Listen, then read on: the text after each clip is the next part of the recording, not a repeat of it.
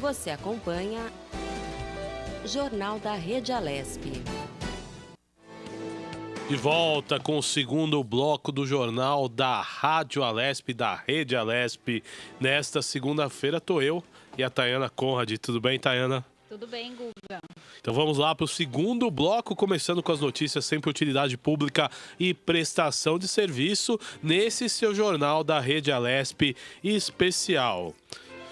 E o prefeito de São Paulo, Bruno Covas, falou sobre as restrições impostas pela prefeitura da cidade de São Paulo. Vamos ouvi-lo. A prefeitura já tinha limitado o funcionamento de estabelecimentos comerciais que vendem bens e mercadorias e agora vamos ampliar, em parceria com o governo do estado, para também a área de serviços, excluídos, é claro, esses aqui mencionados pelo governador. Tudo isso, volto a insistir, para que a gente possa atingir a restrição de circulação de pessoas na cidade e no estado, achatar a curva de crescimento da disseminação do vírus e poder atravessar essa pandemia com o menor possível de pessoas infectadas. E também trabalhando para se precaver para o pior cenário possível, com ampliação de leitos de UTI. Aqui na cidade de São Paulo nós tínhamos 505 leitos, vamos ampliar em mais 490. Ontem entregamos os 20 primeiros leitos, são 1.250 respiradores que nós temos na cidade de São Paulo.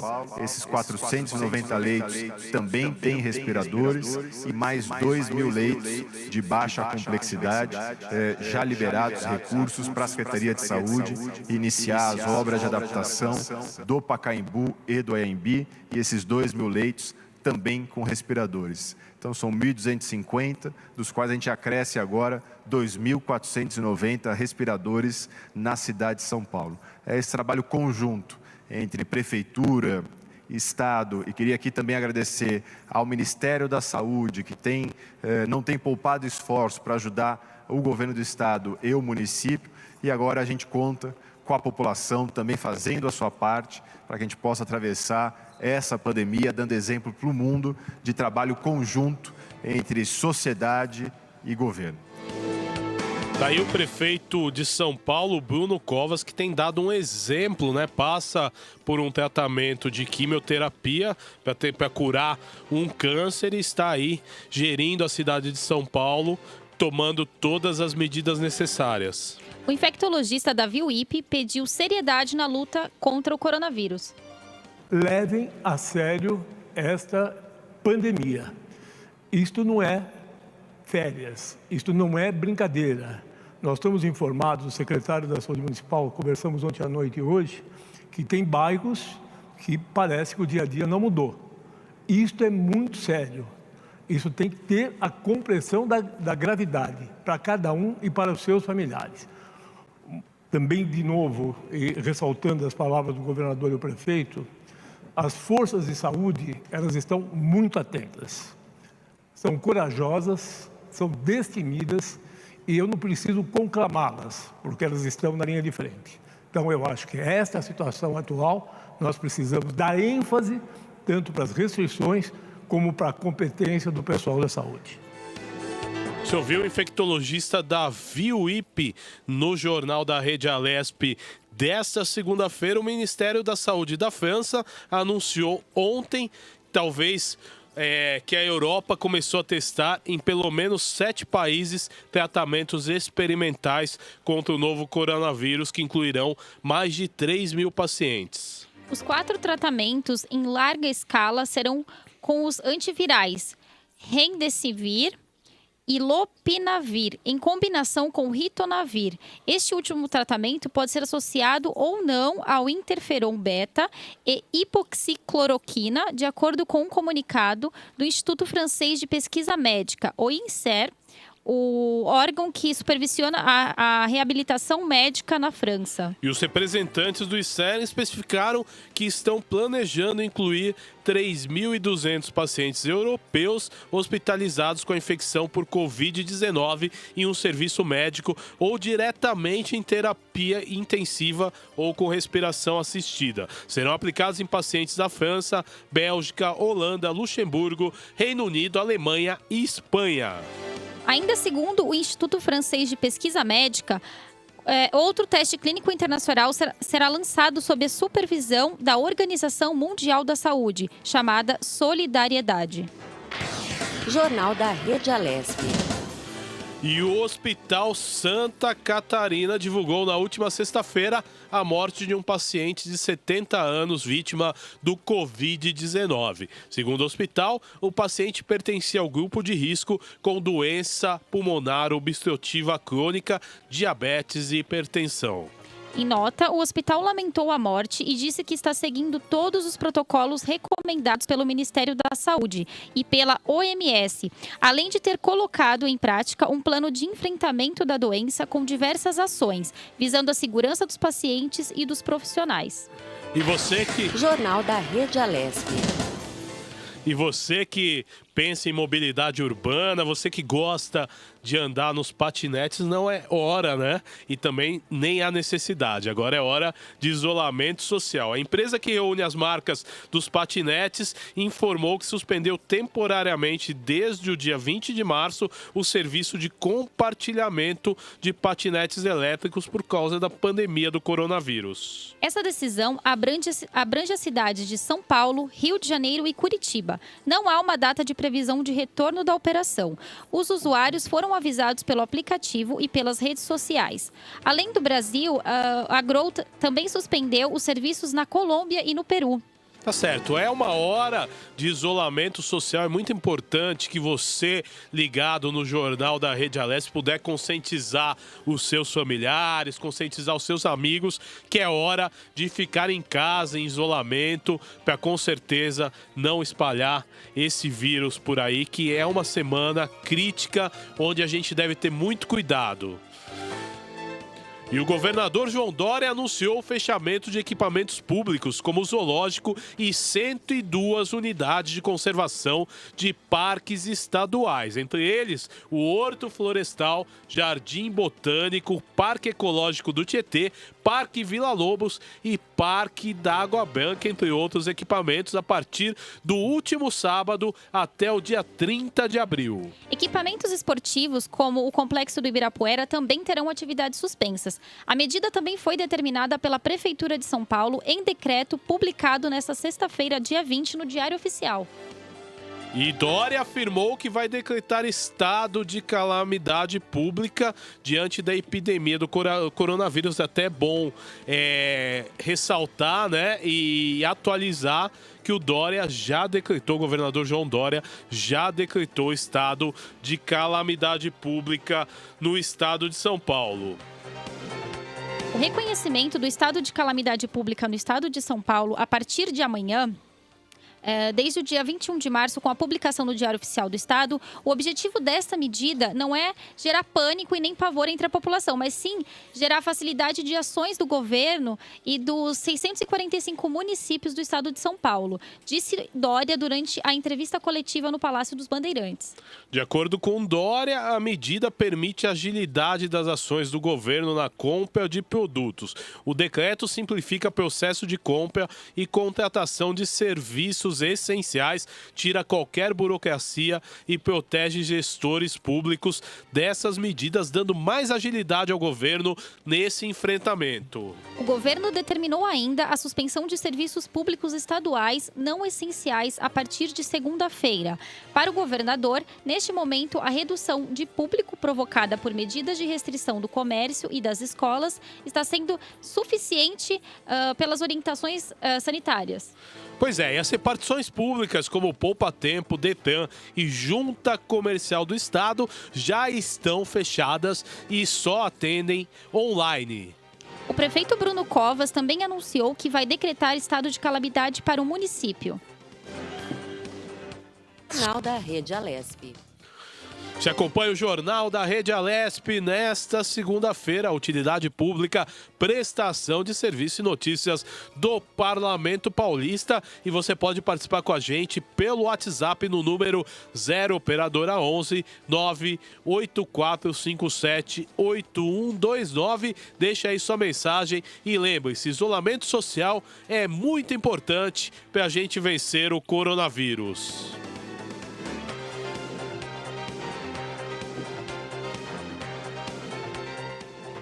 E vamos seguindo. A maioria da população brasileira apoia medidas adotadas pelo governo para combater o coronavírus. É o que revela uma pesquisa feita pelo jornal Folha de São Paulo, realizada neste domingo. E o levantamento apontou ainda que a maioria dos brasileiros tem medo do novo coronavírus e está tomando medidas para evitar que sejam infectados. Foram ouvidas 1.558 pessoas entre quarta-feira, dia 18, e sexta-feira, dia 20, em todas as regiões do país. Segundo a pesquisa, 36% das pessoas disseram ter muito medo de contrair a doença. Os outros percentuais foram um pouco de medo, 38%, não tem medo, 26%, na divisão entre sexo, 44% das mulheres têm muito medo, contra 35% dos homens. E as pessoas com mais de 60 anos, que fazem parte do maior grupo de risco, representam o maior índice de pessoas que acham que não vão ser contaminadas. Para você ter uma ideia, 19%. A pesquisa também constatou os índices de aprovação sobre as medidas adotadas pelo governo para conter o avanço da doença no país. Veja os percentuais do que disseram favoráveis a cada uma delas. Suspender eventos com mais de 100 mil pessoas. 95% das pessoas aprovaram. Suspender viagens de avião para outros países. 94% das pessoas aprovaram. E suspender as aulas na escola. 92% das pessoas aprovaram. Fechar as fronteiras, 92% aprovaram. Suspender viagens, 92%. Suspender jogos de futebol, 91%. Evitar abraçar e beijar as pessoas, 90%. Evitar frequentar bares e restaurantes, 86%. Fechar loja de shopping, 84%. Suspender cultos e missas, 82%. Trabalhar em casa, já cai, hein? 78%. Evitar fazer reuniões em casa, outro número que cai, 76%. E fechar o comércio, que sem dúvida é uma das atitudes aí mais radicais que tiveram que ser tomadas, 46%. Jornal da Rede Alesp. Pois é, uma nota triste no final de semana, o falecimento da dona Florinda Gomes Covas, conhecida como Lila Covas, morreu neste final de semana aos 87 anos em São Paulo. Lila é viúva do ex-governador Mário Covas e avó do prefeito de São Paulo, Bruno Covas. Ela sofria do mal de Alzheimer e morreu de causas naturais. Segundo a família, não houve cerimônia de velório e o corpo será cremado. O anúncio foi feito pelo seu filho, o vereador Mário Covas Neto, do Podemos, em uma rede social. É com profundo pesar e tristeza que comunicamos o falecimento de nossa mãe Lila Covas. Não haverá cerimônia fúnebre em respeito ao atual momento. Assim que possível, faremos as merecidas homenagens, disse. Como Dona Lila era muito querida, a família ficou com receio de fazer uma cerimônia e que as pessoas descumprissem o período de quarentena imposto pelo coronavírus. A morte dela não tem nenhuma relação com o Covid-19. Tá certo. E o prefeito de São Paulo, Bruno Covas, também lamentou a morte da avó em seu perfil nas redes sociais. Dia de muita tristeza. O mundo perde uma mulher guerreira que me ensinou a ajudar os mais necessitados. Minha avó, que me ajudou tanto quando vim morar em São Paulo. Minha família decidiu que não vai fazer nenhuma cerimônia neste momento de pandemia que vivemos, mas todo momento é de silêncio e oração, declarou o prefeito nas redes sociais. Dona Lila deixou 2 filhos, Mário e Renata, 5 netos e 1 bisneto. Você acompanha o Jornal da Rede Alesp desta segunda-feira. Estamos ao vivo e a pandemia do coronavírus afetou a economia mundial. O Jornal da Rede Alesp tem ouvido especialistas para ajudar você a enfrentar a crise. Nós vamos conversar conversar agora com o Cleiton Vicente, que é educador financeiro e professor de economia. É importante, né, a gente tratar desses temas econômicos, que as pessoas ficam com muito medo nesse momento, né, de como pode se comportar a economia, de repente os pequenos comerciantes se vão perder o negócio, né? Então realmente é um período de apreensão e dentro de casa, né, você às vezes fica muito preocupado, né, com os gastos, como será os próximos meses, né, se você vai ter disponibilidade de produtos para comprar, né, porque gera um grande medo, uma confusão também, uma correria, por exemplo, aos supermercados, E com né? certeza não é hora de fazer isso agora. Não é também. hora, Não tem porque o cara de necessidade repente comprar. sai com 10 sacos de arroz, vai faltar para quê? Para quem precisa comprar, e às vezes a pessoa não tem disponibilidade de dinheiro imediata para comprar comida. Tem gente que faz isso uma vez por mês. Então é importante a gente esclarecer e prestar serviço dentro do jornal da Rede Alesp. Então vamos conversar agora com o Cleiton Vicente, que é educador financeiro e professor de economia. Ele vai falar sobre reserva financeira nesses tempos. Cleiton, muito bom dia, seja bem-vindo e explica para a gente o que se entende como reserva financeira e de emergência. Olá, bom dia. Bom, sobre a reserva de emergência, ela se trata de 6 meses das nossas despesas, no qual devemos poupar e investir em algo de renda fixa, muito seguro. Tá? Esses 6 meses das nossas despesas seriam as despesas essenciais, aquelas despesas que não tem como deixarmos de pagar, como um aluguel, um financiamento, água, luz, alimentação, entre outros. Então, todo cidadão, independente se é empreendedor, registrado via CLT, funcionário público. Agora, Cleiton, é importante também a gente perguntar como fazer essa reserva de emergência, porque às vezes as pessoas, né, o Brasil, né, o país passa por uma dificuldade financeira, né? Às vezes a pessoa não tem disponibilidade de ter um caixa aí de 6 meses, né? No momento que acontece uma situação dessa pandemia do coronavírus, como o cidadão vai se comportar nesse momento? Perfeito. Bom, o ideal, desde sempre, né, o cidadão está adequando seus gastos de acordo com a sua renda, tá? E não sair comprometendo cheque especial, cartão de crédito, enfim, gastando mais do que deve. Perfeito? Agora, quem já acabou seguindo pelo caminho que não é o ideal, né? O melhor a se fazer no momento é cortar todos os gastos possíveis. Então, estamos falando de um momento no qual não podemos sair de casa. Então, já é um passo inicial, né? Ficando em casa, cortando alguns gastos que no dia a dia acabam gastando muito, como restaurantes, bares e por aí vai. E dentro de casa, tentar economizar. Preparar os alimentos, não desperdiçar alimentos, inclusive, entendeu? Sempre apagando os ambientes que não estão. Se está com uma dificuldade muito grande, mesmo ficando em casa, se tiver que cortar uma TV a cabo, por exemplo, terá que ser feito. Entendeu? Não podemos passar por dificuldade, entrar em inadimplência e por aí vai. E, Cleiton, de quanto deve ser essa reserva de emergência? Então, a reserva de emergência, como eu disse, ela tem que ser 6 meses das nossas despesas essenciais. Vai depender muito de cada cidadão e de acordo com o padrão de vida, salário e por aí vai. Né? Por exemplo, um cidadão tem um custo com alimentação diferente do outro. Tá? Então, seriam 6 meses dessas despesas que não tem como a gente estar cortando do orçamento. De emergência e quando começar, Cleiton? Explica pra gente. Onde investe essa reserva de emergência? É importante a gente... Certo. Então, o investimento dessa reserva de emergência deve ser feito em um tipo de investimento de renda fixa. Tá? Seriam CDBs de liquidez diária, inclusive. Não adianta ser só investimento de renda fixa. Tem que ter liquidez diária. A poupança, por exemplo, é um investimento de liquidez diária. Não remunera tão bem, mas para uma reserva de emergência inicial, para quem está começando a construir essa reserva de emergência, comece pela poupança. Perfeito? Depois dessa reserva de emergência está sendo constituída, está aumentando os valores dessa reserva de emergência, aí sim migrar para um CDB de uma corretora de valores que tenha liquidez diária e remunere pelo menos 100% do CDI. Né? Abaixo disso não é viável. emergência é falta de planejamento ou nesse momento não? Olha, nesse momento não, porque a reserva de emergência ela é justamente se acontecer algum problema dessa pessoa, de todo cidadão, né, não está recebendo seus salários, ou acontecer um grande imprevisto de gastos. Tá?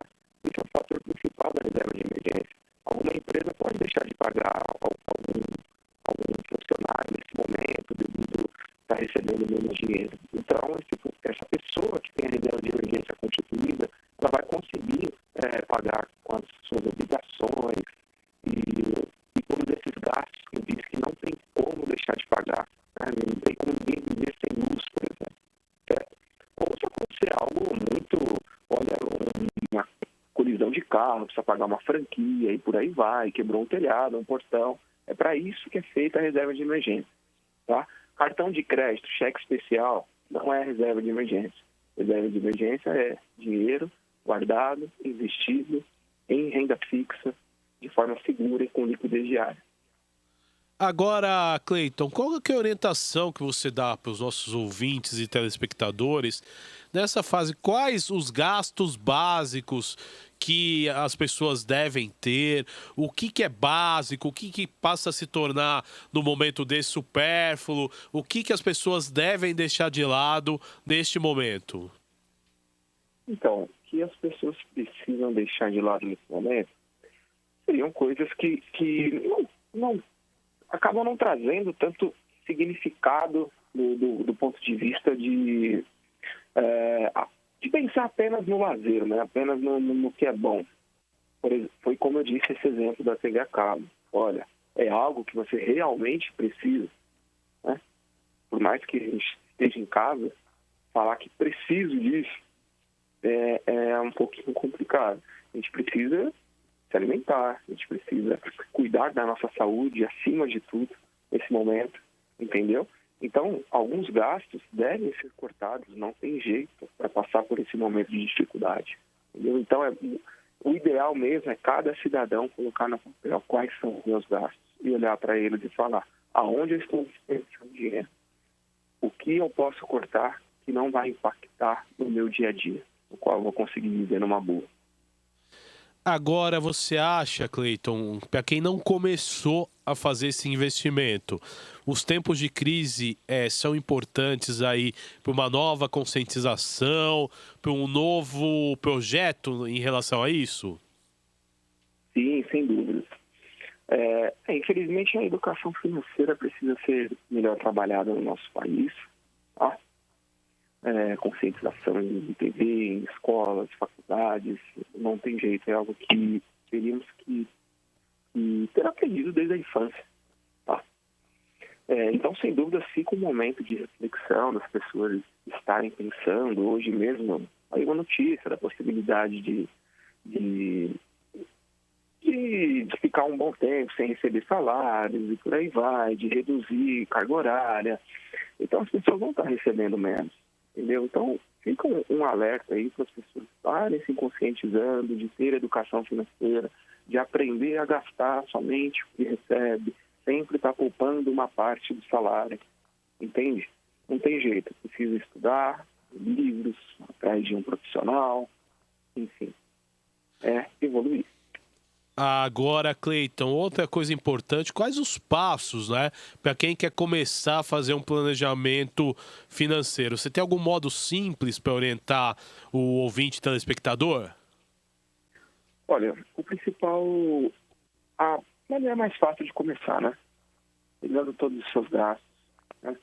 Se possível, lançar em uma planilha, né? No próprio site, por exemplo, tem uma planilha gratuita para as pessoas estarem baixando. E sair lançando tudo. Custo com alimentação, transporte, moradia. E começar a levantar gasto por gasto, sem deixar nada de fora. Tá? A partir daí, analisar aquilo. Não apenas lançar, ser um lançador de planilha. Analisar cada gasto e parar para pensar, bom, aonde estou gastando muito aqui? Naturalmente, quando a gente começa a preencher esses gastos numa planilha ou não, que seja num caderno, a própria pessoa vai acabar tomando consciência. Bom, olha o quanto que eu gastei aqui, por exemplo, de aplicativo, né, de transporte, e por aí vai. E aí ela vai começar a cortar. Bom, estou pagando tal serviço, não estou usando. Estou pagando uma academia, não estou usando. A partir desse momento, a pessoa vai começar a cortar esse tipo de coisa e, de fato, colocar aquele custo dentro do orçamento.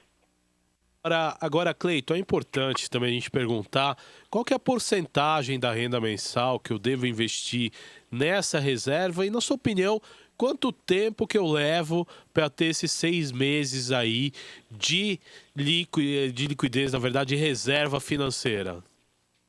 Certo. Então, vai depender, sobre o percentual, primeiramente, de quanto guardar do salário por mês, começar com um número pequeno, que seja de 10%, ok? Começar a 10%, vou separar só para minha reserva de emergência. Bom, fui lá, recebi uma parte das férias, um 13º, uma bonificação, reserva de emergência. Entendeu? Somente depois pensar em comprar, por exemplo, trocar de carro, comprar uma casa e por aí vai. Depois da reserva de emergência constituída, aí sim, começar a pensar em novos passos, objetivos e por aí vai. Agora, em tempos de crise, eu já poderia pensar em me desfazer de alguns bens para ter essa reserva. De repente, eu tenho carro, tenho uma moto, tenho um terreno que de repente eu não uso. Seria o momento ou não? Não é o momento adequado? É o momento da gente esperar para ver o que vai acontecer. Só é ideal fazer de um determinado bem se a pessoa começar a não ter mais salário, não ter mais dinheiro em mãos. E aí começa a pagar juros de cheque especial e cartão de crédito, que são os maiores juros que temos no país. Aí sim, coloca na balança. Tá? A recomendação que eu dou nesses casos, se a pessoa não utiliza o carro para trabalhar, não utiliza o carro para levar, por exemplo, uma mãe, um pai para um hospital que está doente, seria o primeiro ativo, né? A estarmos ativo, não, primeiro bem a estarmos vendendo para estar se protegendo nesse sentido. Porque é um tipo de bem que traz muito custo, um seguro, vai depreciando e por aí vai. Mas, momento de calma, pensar e refletir. O que não vale é sair gastando, porque nessa época a gente acaba, o pessoal ficando muito em casa, acaba tendo um leve problema emocional, e aí começa a procurar as coisas na internet, tenta se satisfazer de outra forma, e aí acaba gastando mais. Então é momento de colocar o pé no chão, não gastar somente com o essencial, para que não comprometa e para que a coisa não fique mais grave ainda. Cleiton, eu quero agradecer a sua participação no Jornal da Rede Alesp de hoje. Até um próximo encontro. Muito obrigado, viu? Eu que agradeço. Um bom dia e até mais. Seguimos com o Jornal da Rede Alesp desta segunda-feira, prestando serviço utilidade pública e também as notícias do Parlamento. Ao meu lado aqui, a Tayane Conrad. Vamos lá, né, Thay? Vamos lá. O presidente Jair Bolsonaro editou uma medida provisória permitindo que contratos de trabalho e salários sejam suspensos por até 4 meses. Como se trata de uma medida provisória, o texto passa a valer imediatamente, mas ainda precisa ser aprovado pelo Congresso Nacional no prazo de até 120 dias para não perder a validade. Segundo a MP, a suspensão de contratos deve ser feita de modo que no período se garanta a participação do trabalhador em curso ou programa de qualificação profissional não presencial oferecido pelo empregador. Jornal da Rede Alesp. E em encontro realizado neste final de semana no Palácio dos Bandeirantes, representantes do Poder Executivo, Legislativo e Judiciário paulista discutiram e alinharam condutas no combate e prevenção ao Covid-19. As autoridades e instituições buscam estratégias e planos de ação em decisões conjuntas para os próximos dias a fim de aplacar o contágio do vírus no estado. E o presidente da Assembleia Legislativa de São Paulo, o deputado Cauê Macris, afirmou que o momento é de união. Ele disse: o enfrentamento dessa doença deve ser feito por todos nós com muito trabalho, harmonia, seriedade e respeito.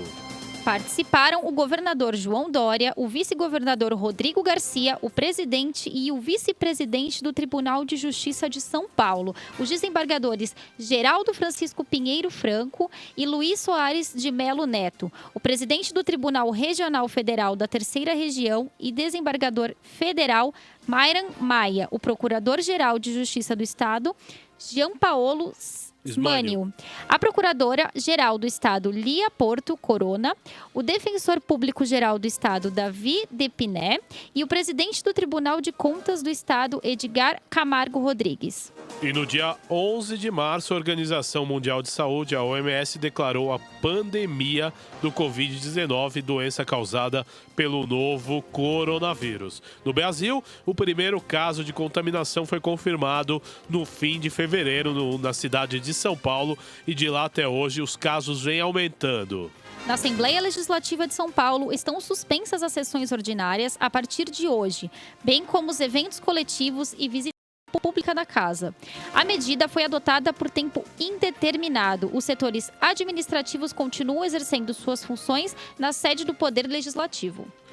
E o governo do estado de São Paulo decreta o período de quarentena em todos os 645 municípios do estado. A partir de amanhã, terça-feira, a medida é válida até o dia 7 de abril.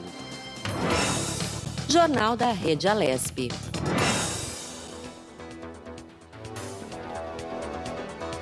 E você acompanha o Jornal da Rede Alesp, e o governador de São Paulo, João Dória, vai fazer uma coletiva logo mais às 12h30. Você vai acompanhar tudo aqui dentro do Jornal da Rede Alesp. Ele vai anunciar mais medidas, atualizar os números juntamente com o prefeito de São Paulo, Bruno Covas, e também o Davi Uip, né, que é o coordenador de gestão de crise do governo do estado, nesse caso do Covid-19. E agora no Jornal da Rede Alesp, daqui a pouco aqui na linha a gente tem o deputado Tenente Nascimento do PSL. Daqui a pouco ele vai estar com a gente para falar de coronavírus. Enquanto isso, você pode participar com a gente no WhatsApp. O número do WhatsApp é 984578129, 0 operadora 11 é o DDD. Você participa com a gente, deixa aí sua mensagem e lembre-se, isolamento social é muito importante para a gente vencer o coronavírus, né, Thay? É importante a gente ressaltar também que o estado de São Paulo, a partir de amanhã, está em quarentena até o dia 7 de abril. Então você tem que adotar o isolamento social. Você que está em casa com a sua família, fazendo trabalho de home office, seus filhos estão sem aula, é importante também acompanhar os meios de comunicação para que não falte nenhuma informação, né? E é importantíssimo nesse momento você tomar cuidado com as famosas fake news, não é mesmo, Thay? Elas são prejudiciais, são informações que podem prejudicar, porque às vezes essas pessoas que propagam esse tipo de informação, elas pegam algumas informações verdadeiras e tentam juntar com informações falsas, fazendo com que confunda muitas pessoas, né? Outro dia eu vi um áudio, por exemplo, de uma autoridade pública, pegou um trecho do que ela falou e juntou uma série de informações, fazendo com que a notícia ficasse muito mais alarmante do que ela era realmente, entendeu? Distorcendo. Então, tome muito cuidado com essa história das fake news, que olha, a gente acostumou, né, por exemplo, nas eleições de 2018, que as fake news, elas tomaram conta das eleições. E agora, né, nesse episódio de pandemia, as fake news voltaram e eu falo, tomem muito cuidado com essa história das fake news. Mas na ponta da linha, ao vivo com a gente aqui no Jornal da Rede Alesp, dessa segunda-feira, eu recebo o deputado Tenente Nascimento do PSL. E, deputado, seja bem-vindo ao Jornal da Rede Alesp de hoje. Oi, bom dia a todos aí, a todo o povo, todos os ouvintes que estão nos ouvindo.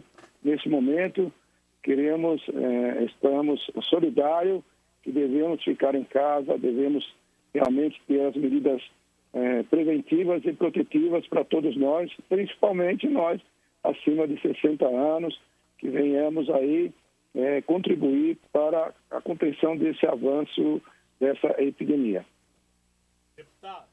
Deputado, é importante, né? O senhor, como o senhor disse, mais de 60 anos.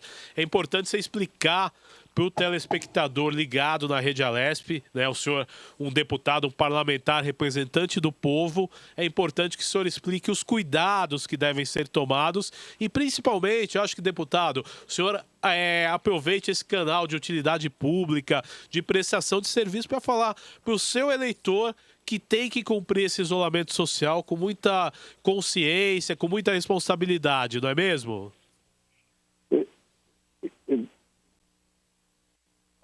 Ô, deputado, pois não? Exatamente. Eu digo o seguinte, né? Nós temos visto as medidas governamentais dos órgãos do governo, né? Indistintamente, de governo estadual, governo federal, governo municipal, todos juntos emanados em favor da vida. Então, as medidas que estão sendo tomadas, ela só terá eficácia se realmente nós nos disciplinarmos, tiver disciplina. Não adianta valer só para os outros, tem que valer para todos. Então, principalmente as pessoas que estão no meio mais, que são mais vulneráveis e suscetíveis a essa epidemia, acima de 60 anos. Tendo em vista que nós vimos aí, nós tivemos 25 mortes, apenas uma de 49 anos, e esse de 49 anos, assim, tinha um problema pulmonar, certo? Então, aí está um quadro bem claro do que pode acontecer. Então, você que está nos ouvindo, que tem a sua pessoa idosa em casa, o seu familiar, cuide com muito carinho e atenção, dando, assim, aquela proteção familiar e realmente vamos estar atentos ao que os órgãos do governo estão, as ações governamentais. Nós estamos aqui hoje, nós vamos fazer o primeiro teste para a votação virtual. Amanhã estaremos aí fazendo já uma votação, amanhã ou quarta-feira, mais precisamente, para que venha a ser regulamentado principalmente os municípios sob o estado de calamidade, para que os municípios também possam tomar suas ações protetivas de acordo com a lei. Então, nós estamos aqui, eu mesmo estou cumprindo. Meus netos moram na frente, praticamente em frente a mim. E eu estou falando somente ao telefone. Então, quero pedir a você que não saia de casa, você que tem uma pessoa idosa, faça todas as atitudes responsáveis. Por exemplo, se vá ao mercado, se for a uma padaria, se for a uma farmácia, você deva, quando entrar em casa, trocar o calçado, desinfectar, lavar as mãos, passar o álcool, né, o álcool gel. Não tem o álcool gel. O sabonete e água é tão importante quanto, tá? Ele também tem muita eficácia. E fazendo isso, com certeza nós estaremos contendo esse avanço discriminado dessa epidemia. Deputado, é importante a gente esclarecer ao telespectador da Rede Alesp também. O senhor falou que hoje deve ter um teste aí do plenário virtual. É importante explicar e também a importância de autorizar que os municípios tomem essas decisões, deputado. Deputado? Exatamente. Então, nós estamos aqui fazendo, de acordo com o presidente da Assembleia Legislativa, convocou os deputados para que venhamos a fazer esses testes e possamos também estar atuando, mesmo na distância mais online, assim como fez o Senado naquele momento importante para o Senado Federal. E o presidente se colocou à disposição, ele vai estar presente na Assembleia Legislativa e os deputados, as comissões também vão atuar online, Comissão de Constituição e Justiça, Comissão de Fiscalização e Controle e Comissão também de Assuntos Metropolitanos. E nós vemos que ele mesmo está colocando à disposição dos deputados e com a participação importante de vocês, da TV Alesp. Queremos aqui já fazer um agradecimento, que a TV Alesp estará participando ao vivo e online também dessas ações para que nós venhamos dar a maior agilidade possível às ações governamentais para que possamos conter, de fato, esse vírus que tem realmente chegado com muita força aqui no estado de São Paulo. Agora, deputado, é importante também a gente esclarecer o que o senhor acha das medidas que estão sendo tomadas em todo o Brasil. O senhor acha que a gente pode sair à frente de países que foram pegos de surpresa, por exemplo, como a Itália, e que foi pega com a tragédia sem poder fazer muito? O Brasil teve a possibilidade de tomar algumas medidas. A gente vai ter um sucesso maior, na sua opinião? Na minha opinião, Guga, eu digo o seguinte: o que eu tenho visto é que o Brasil tem tomado ações importantes, e uma das mais importantes que eu vejo é realmente quando nós, o governo federal, disponibilizando aí mais de 10 milhões de testes, e que isso possa chegar rapidamente. Porque o grande problema é, eu tenho como fazer o teste aonde? Então, quando a pessoa tem os sintomas e procura fazer o teste, em muitos casos já está realmente infectado. Então, o que acontece? O que aconteceu na Coreia do Sul, né? O importante é que eles tiveram, praticamente, eles fizeram a contenção de uma forma geral dentro do país. A Coreia do Sul, para quem não sabe, é o detentor do teste. Eles que elaboraram e que fizeram o teste. Então, quando aconteceu o surto na Coreia do Sul, o que eles fizeram? Fizeram o teste em massa, em toda a Coreia do Sul. E lá eles detectaram um grupo que tinha já tido o contágio e o grupo que não tinha. Então, eles fizeram a separação e fizeram a contenção. Por isso que eles conseguiram realmente segurar o avanço da enfermidade. Foi um dos países que mais teve êxito na contenção dessa epidemia. Então, o que acontece? É uma medida muito importante, as medidas que estão sendo tomadas, medidas importantes sim, mas uma das mais importantes vai ser que faça o teste em grande escala. Então, já está sendo disponibilizado através das empresas, da iniciativa privada também.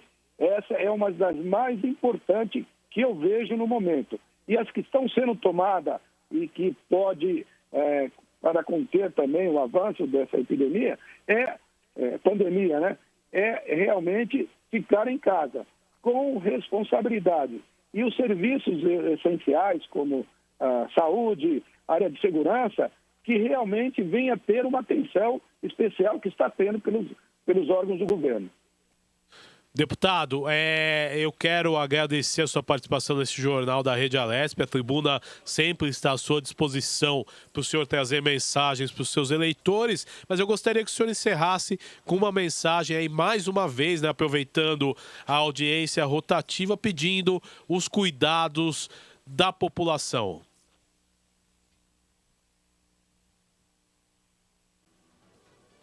Eu peço a todos que realmente cumpram rigorosamente as medidas que estão sendo tomadas pelos órgãos do governo, pelas ações de saúde, pelas ações da Secretaria de Segurança e, principalmente, um grande alerta. Começou hoje a vacinação, prioridade para as pessoas acima de 60 anos, os órgãos de segurança e também da saúde. Até da saúde está no segundo momento. Façam a vacinação com responsabilidade, não precisa correr. Começou hoje, tem 75 milhões de doses, então todos deverão ser vacinados. É importante isso, que procure um posto de saúde. Começou hoje, tem amanhã, tem todos os dias, está sendo feito até em alguns lugares o drive-thru, então que possa ir lá, leva o idoso ou a pessoa acima de 60 anos, faça a sua vacina, porque isso também é um ponto importante para que evite também a gripe, resfriados, e evite também a essa pessoa vir estar ocupando uma vaga no hospital que será destinada às pessoas que realmente que forem infectadas. Então, esse é o apelo que eu faço e que tenhamos responsabilidade. Medida desenfreada sobre o mercado. Não tenha necessidade nesse momento, faça isso administre isso aí, para que todos possamos ter igualmente a mesma condição diante de todo o quadro que está aí formado. Deputado, eu quero agradecer a sua participação no Jornal da Rede Alesp desta segunda-feira. Até um próximo encontro. Obrigado.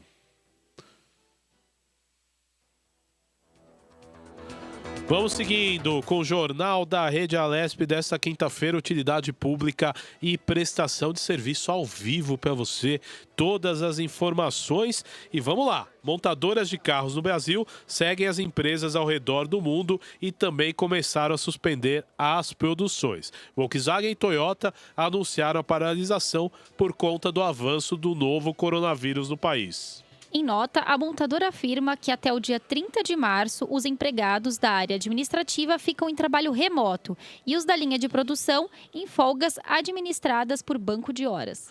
Porém, a partir de 31 de março, os funcionários entram em férias coletivas por 2 semanas. A marca também parou suas operações na Argentina. A Toyota do Brasil informou que a suspensão da produção das 4 plantas industriais no Brasil começa a partir de 24 de março. O retorno está previsto para 6 de abril. E a FCA, dona da Fiat e da Jeep, também fará uma diminuição gradual na produção em suas fábricas no Brasil, a partir do dia 27 de março, com a paralisação total prevista para 30 de março. As atividades fabris serão retomadas em 21 de abril. A Honda é outra que vai parar. A empresa irá suspender a produção por 20 dias, a partir de 25 de março, com retorno previsto para 14 de abril, podendo ser postergado para 27 de abril. E a Renault para o complexo Ayrton Senna em São José dos Pinhais, Paraná, no período de 25 de março a 14 de abril de 2020. Outras montadoras também vão parar. A General Motors já anunciou a paralisação no Brasil. A intenção da GM é conceder férias coletivas aos empregados no país a partir de 30 de março. A montadora tem 5 fábricas no Brasil.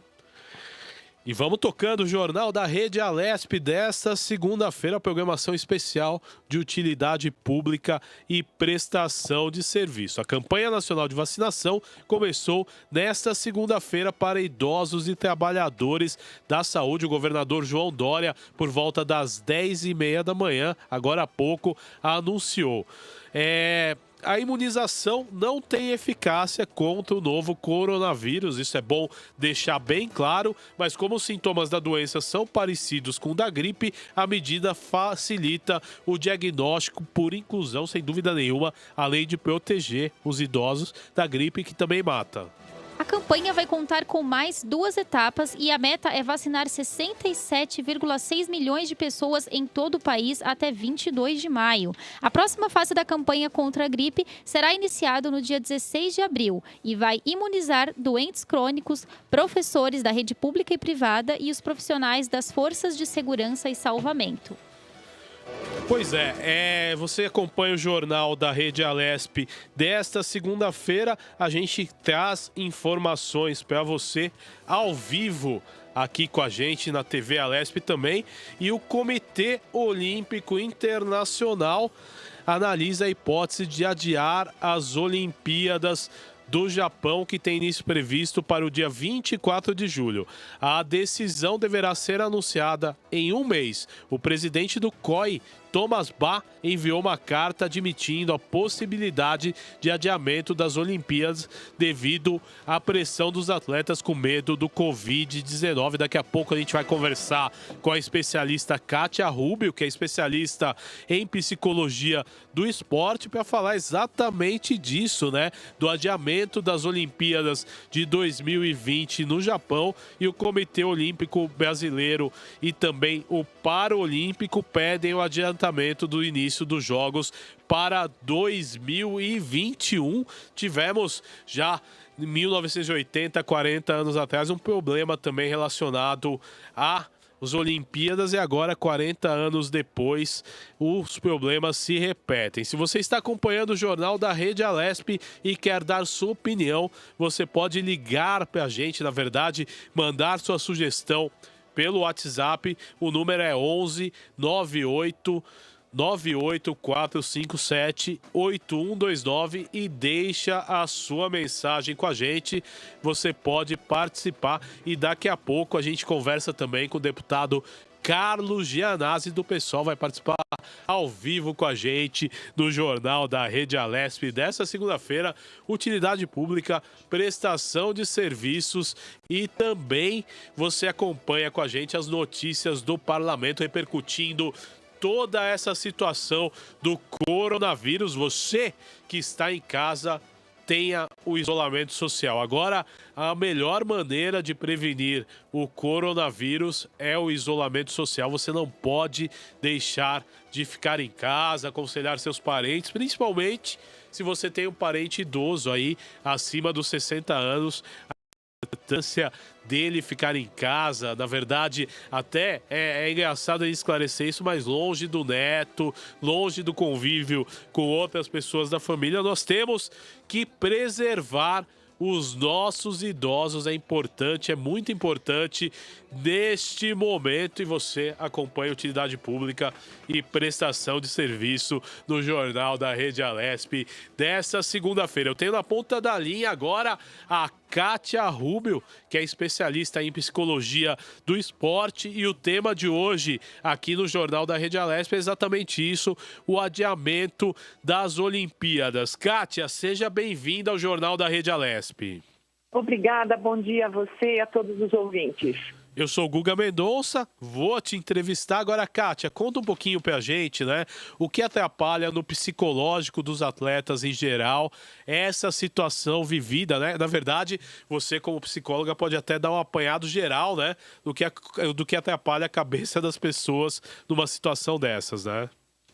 Eu acho que a questão maior envolve a preservação física, não é? Então, o que eu chamo de preservação física? Todos os pedidos hoje são no sentido de que as pessoas evitem sair de casa, evitem aglomerações, e o atleta ele precisa de espaço físico para treinar, e no caso das modalidades coletivas, eles precisam ter contatos uns com os outros. E esse é o momento em que isso está impedido, não só no Brasil, como em grande parte do mundo. Então, o atleta ele precisa parar no momento, há poucos meses dos Jogos Olímpicos, momento em que eles estariam no auge da sua preparação física, emocional, intelectual, para realizar aquele que é o maior espetáculo, o maior evento esportivo do planeta. Os atletas eles estão sendo obrigados a parar os seus treinamentos. Essa parada nos treinamentos desorganiza uma curva de rendimento que deveria chegar aos Jogos Olímpicos no seu pico e certamente tem desdobramentos em diferentes partes do mundo, porque a quarentena está sendo realizada de formas diferentes também pelos países. E isso, obviamente, afeta a realização dos Jogos. Agora, Kátia, é importante, né? A pandemia ela exige bom senso, né? O primeiro deles seria cancelar esse grande evento, né? Até porque não temos garantia de nada do que pode acontecer. Por que o COI reluta tanto em adiar isso para 2021, Kátia? São muitas as razões, né? Na verdade, o movimento olímpico ele é estruturado, ele é organizado por um documento chamado Carta Olímpica. A Carta Olímpica define a realização dos Jogos de 4 em 4 anos, em anos pares, e começou lá em 1896. Então, os Jogos Olímpicos eles foram impedidos apenas 3 vezes na história. Durante a Primeira Guerra Mundial, em 1916, na Segunda Guerra Mundial, em 1940 e 1946, e mesmo diante das questões políticas mais cabeludas do século XX, né, que foi a Guerra Fria, que foi a tensão entre a União Soviética e Estados Unidos, os Jogos nunca foram parados, nem adiados. Mesmo diante do boicote que aconteceu em 1980 nos Jogos de Moscou e em 84 em Los Angeles. O que a gente tem hoje é que os Jogos Olímpicos, mais do que serem uma competição, eles são um grande negócio. É um negócio, para vocês terem uma ideia, a organização dos Jogos no Japão envolve aproximadamente 1,5% do PIB japonês. Não é? Então, a gente está falando de uma soma de dinheiro muito grande. Então, adiar ou cancelar os Jogos significaria um prejuízo muito grande. Então, uma decisão como essa precisa ser tomada considerando os vários atores que participam desse cenário e todos os seus desdobramentos. Então, qual a possibilidade para os Jogos Olímpicos de Tóquio acontecerem? Que eles aconteçam ainda em 2020, respeitando o calendário olímpico. Então, ao invés de começar em julho, como estava programado, eles poderiam começar até outubro, e não mais do que isso, porque depois o inverno no Japão é muito rigoroso e afetaria sobremaneira o rendimento dos atletas. Agora, ficar para 2021 ou para além disso, eu acho muito improvável, porque isso desrespeitaria essa tradição olímpica. Agora, Kátia, é importante, por que o COI pode demorar até 4 semanas para tomar essa resolução? Eu entendo que é uma decisão complexa, você vai explicar isso com detalhes, mas os atletas brasileiros já começaram uma campanha nas redes sociais com a hashtag Tóquio 2021. Conta um pouquinho disso. Os atletas brasileiros, eles podem estar fazendo esse esforço por não conhecerem essas determinações olímpicas, não é? Então, a questão central para eles agora é que eles parem para não correr riscos, não é? Acho muito difícil que os Jogos fiquem para 2021. O que os atletas chamam a atenção dos dirigentes é que não dá para continuar o processo como se tudo fosse acontecer em julho. É preciso que o COI dê uma resposta a todo o movimento olímpico, a toda a sociedade do planeta, de que os Jogos não acontecerão em julho, porque isso define a linha de treinamento que eles precisam ter para chegar a uma competição. Então, mesmo que os Jogos não aconteçam esse ano, se não acontecerem esse ano, só 2024. Agora, Kátia, você acha que há receio dos esportistas brasileiros em se posicionar com medo dos dirigentes dos clubes brasileiros? Por que isso acontece? Na verdade, acho que todo mundo agora tem todo o temor e receio do mundo, não é em relação aos dirigentes, né? Mas em relação a um posicionamento que exige punho, né? Exige um punho forte, aí, uma decisão de liderança, dizendo, como o Canadá fez ontem, que o Canadá falou assim, eu não vou colocar em risco os meus atletas, né? Então, pode parar, é hora da gente ter a cabeça no lugar, preservar vidas, porque atleta não é diferente do resto da sociedade. Então, se pede para que toda a sociedade pare, fique em casa, preserve-se, por que os atletas deveriam estar expostos, realizando atividades que colocam as suas vidas em risco? Isso não é razoável.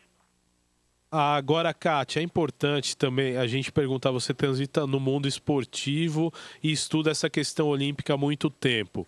Gastamos milhões com o Parque Olímpico, virou, né, alguns equipamentos sem uso, né, o que chama na linguagem popular de elefante branco. Como hoje colocar a serviço da população toda aquela estrutura, por exemplo, que nós temos lá no Rio de Janeiro, que de repente o governo pode usar, né, de repente para fazer hospitais de campana e tudo mais? O que a gente tem assistido de uma forma geral, e não só com as instalações esportivas, mas com todo o patrimônio público, é a adaptação dessas estruturas para atender uma necessidade da sociedade nesse momento, né?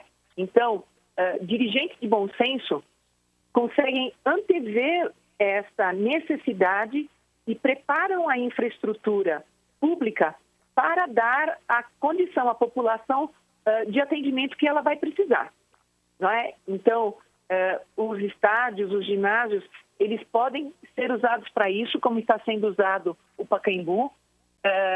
Agora, para isso é preciso liderança. E talvez nessa crise o que mais fica evidente é a falta de liderança. Tá certo, Kátia. Olha, eu quero que você deixe uma mensagem para o ouvinte, telespectador ligado na Rede Alesp. O que nós podemos esperar desses tempos? Você, como psicóloga e grande estudiosa do esporte, qual que é a mensagem que você pode deixar para a gente? É interessante pensar, do ponto de vista do movimento olímpico, que as Olimpíadas e o movimento olímpico, eles se fundamentam em valores, não é? Então, os valores, eles são como que um código de conduta de todas aquelas pessoas que estão envolvidas com o movimento olímpico, sejam atletas, dirigentes, técnicos. E esses valores buscam nortear as atitudes e as ações de todas as pessoas que estão envolvidas com atividades esportivas, não é? Então, que valores são esses, né? A excelência, o respeito, a amizade, a coragem, a determinação, a igualdade e a inspiração. E eu entendo que, assim, a excelência, nesse momento, ela pode ser interpretada como uma medida de proteção, né? Então, que a população ouça as autoridades sanitárias e resguardem-se, cumpram os rituais de higiene, não é? Porque se existe alguma saída, é pela informação bem dada, produzida dentro das universidades, pelas pessoas que fazem pesquisa. E ainda falando dos valores, a amizade e o respeito significam, então, seguir essas orientações e permanecer em casa, cuidar de si e de quem está próximo, porque isso deveria servir igualmente aos dirigentes máximos que retardam a comunicação de adiamento e suspensão dos Jogos Olímpicos. Esse é o momento de solidariedade. Kátia, eu quero agradecer muito a sua participação no Jornal da Rede Alesp. Numa outra oportunidade, você volta para esclarecer os telespectadores e ouvintes da questão esportiva, que é muito importante. Valeu, Kátia. Eu sigo aqui à disposição e cuidem-se todos vocês. Um abraço. Tá aí a Kátia Rubio, que é psicóloga especialista no esporte, participou do Jornal da Rede Alesp desta segunda-feira, nós prestando serviço de utilidade pública e também notícias do Parlamento Paulista e também do Estado de São Paulo, né? E parece notícia de filme de ficção, mas infelizmente não é. Mais de 1 bilhão de pessoas em mais de 50 países e territórios receberam recomendações das autoridades para que permaneçam confinadas em suas casas para combater a propagação do Covid-19. A informação vem da base de dados da Agência Internacional AFP.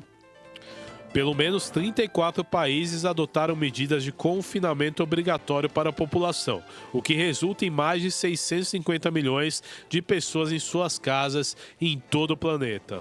Nenhum estrangeiro mais pode entrar no Brasil por vias terrestres. Na noite de ontem foi publicado no Diário Oficial da União que a fronteira com o Uruguai, a única que continuava aberta, foi fechada. E a decisão foi homologada em portaria assinada pelos ministros da Justiça Sérgio Moro, da Casa Civil, Braga Neto e da Saúde, Luiz Mandetta. Você está com a gente no Jornal da Rede Alesp especial de hoje, cobertura especial. Jornal da Rede Alesp. E há 27 anos, a Organização das Nações Unidas estabeleceu o dia 22 de março como o Dia da Água. A data visa conscientizar a população sobre a relevância desse bem finito. Na mesma semana, o Dia Internacional das Florestas, em 21 de março, reforça a necessidade de conservar os recursos do meio ambiente. A Alesp trabalha para contribuir com essa questão. A iluminação do Palácio 9 de Julho é feita com lâmpadas de LED que economizam até 80% da energia usada pelas incandescentes e duram por mais tempo, enquanto os aparelhos individuais de ar-condicionado foram trocados por unidades coletivas. No tocante à coleta de lixo, os materiais recicláveis, que constituem a maior parte dos resíduos gerados na casa, são separados dos demais. A Assembleia Legislativa do Estado de São Paulo também participa do programa de uso racional da água, o PURA, da Sabesp. A sede do Legislativo Paulista possui banheiro com torneiras de fechamento automático e vasos sanitários que gastam 6 litros por descarga, enquanto dados da Companhia de Saneamento Básico do Estado de São Paulo mostram que as válvulas mais antigas podem consumir o dobro ou mais. Parte dos projetos em tramitação na casa tem como objetivo a preservação ambiental, como é o caso da resolução que visa a criação de uma comissão parlamentar de inquérito para apurar o grau de poluição nos rios do estado. O deputado Adalberto Freitas, do PSL, é membro da Comissão de Meio Ambiente e Desenvolvimento Sustentável e participa dessa proposta. Para ele, é preciso conscientizar a população, pois falar em meio ambiente, sustentabilidade e preservação é cuidar do nosso futuro. O parlamentar tem, inclusive, 2 ambientalistas em sua equipe. Uma das pessoas faz todos os nossos projetos ambientais e outra cuida da proteção animal, e são agendas que nós temos que ter, não só na questão legislativa, mas no dia a dia, afirmou o deputado Adalberto Freitas, do PSL. O deputado Carlos Gianazzi, do PSOL, também tem o meio ambiente como área de atuação e organiza audiências públicas para debater o tema. Aqui na Lesp, nós temos vários mandatos trabalhando a pauta ambiental, fazendo a defesa do meio ambiente, das florestas, da Mata Atlântica, áreas de mananciais e da questão da água, que é gravíssima aqui no estado de São Paulo e no Brasil. E o objetivo do desenvolvimento sustentável é utilizar com responsabilidade os recursos oferecidos pela natureza, sem deixar que se esgotem. Você pode acompanhar outros projetos relacionados ao assunto no link al.sp.gov.br/alesp/pesquisa e proposições. O Jornal da Rede Alesp dessa segunda-feira vai para um intervalo. Já já eu e a Thay voltamos.